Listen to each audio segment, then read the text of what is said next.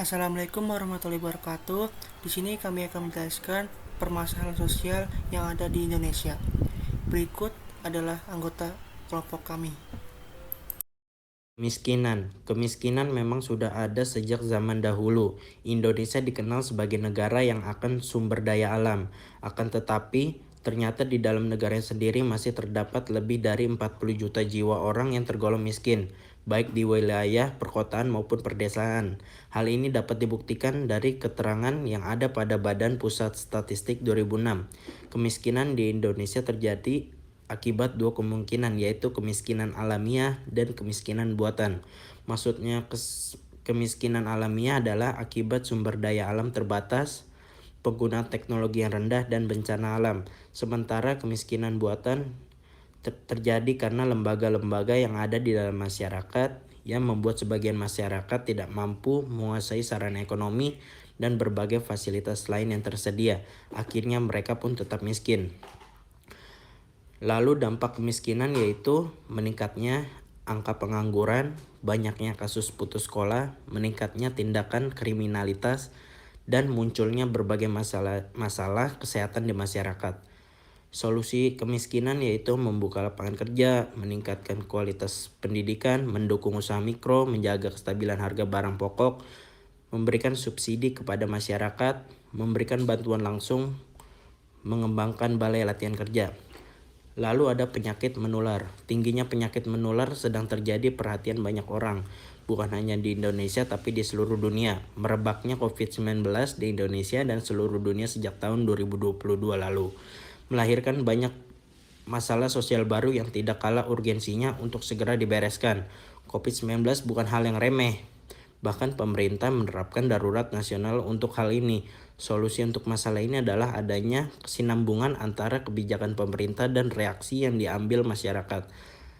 Pemerintah harus aktif memberikan berbagai pengetahuan dan penyuluhan mengenai virus ini kepada masyarakat. Sebagai masyarakat juga harus bisa memenuhi protokol kesehatan agar virus tidak mendapatkan inang baru untuk terus menyebar. Dampak dari penyakit menular itu yaitu banyaknya orang putus sekolah, meningkatnya depresi, kondisi ekonomi menurun, dan banyaknya pengangguran. Solusi penyakit menular yaitu mencuci tangan memakai sabun, mendapatkan vaksinasi, menggunakan masker, menjaga daya tubuh, dan menghindari kerumunan. Kriminalitas berasal dari kata crime yang artinya kejahatan. Kriminalitas adalah sebuah perilaku warga masyarakat yang bertentangan dengan norma-norma hukum pidana. Contohnya seperti masalah pengangguran, pencurian, perampokan, pembunuhan, dan lain-lain. Contoh, jika pengangguran terus dibiarkan tetapi tidak ada solusinya, maka akan menciptakan banyak tindakan kriminalitas dan dapat mengakibatkan kerugian pada masyarakat. Orang-orang yang terlibat dalam tindak kriminalitas biasanya tidak memiliki tempat yang membantunya untuk memenuhi kebutuhan sehari-hari. Faktor-faktor kriminalitas. Ada faktor dari dalam individu atau intern. 1. Keadaan psikologis individu seperti tingkat emosional seseorang. Kedua, faktor umur manusia yang selalu mengalami perubahan sehingga mempengaruhi perilaku seseorang. Ketiga, kedudukan individu dalam masyarakat. Keempat, tingkat pendidikan individu yang mempengaruhi tingkah laku dan tingkat inteligensi. Yang kelima, masalah hiburan atau rekreasi individu. Yang kedua ada faktor dari luar individu atau ekstern. Yang pertama ada faktor ekonomi, yang kedua faktor media massa. Solusi kriminalitas. 1. Penguatan sistem hukum dan penegakan hukum di negara. Yang kedua, kerjasama internasional. Yang ketiga, pencegahan kejahatan dan pemulihan sosial. Yang keempat, peran masyarakat. Yang kelima, peningkatan penggunaan teknologi. Yang keenam, rehabilitas dan reintegrasi narapidana. Yang ketujuh atau yang terakhir, peningkatan transparansi dan akuntabilitas. Selanjutnya yaitu media sosial. Salah satu cara media sosial merusak kesehatan mental remaja adalah melalui cyberbullying. Menteri Koordinator Bidang Pembangunan Manusia dan Kebudayaan Pak Muhadjir Effendi membahas soal perundungan yang dialami anak-anak di Indonesia. Pak Muhadjir menyebutkan 45% anak di Indonesia menjadi korban perundungan di dunia digital atau maya cyberbullying sepanjang 2020.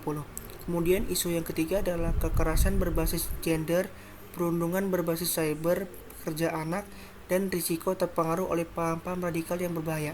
Kata Pak Muhajir dalam acara peluncuran Permenko PMK nomor 1 tahun 2022 tentang Rencana Aksi Nasional Peningkatan Kesejahteraan Anak Usia Sekolah dan Remaja. The Ritz-Carlton, Jakarta Selatan, Selasa 19 April 2022.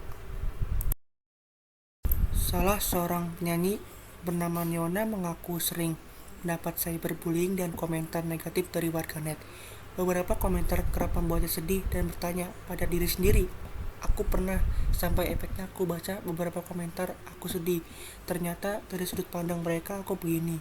Aku jadi bertanya sama diri sendiri, kata Neona saat jadi bintang tamu di program Hype Talk Rabu 10 Mei 2023. Penyanyi berusia 13 tahun itu menyimpulkan bahwa orang yang melempar komentar negatif untuknya hanya cari perhatian.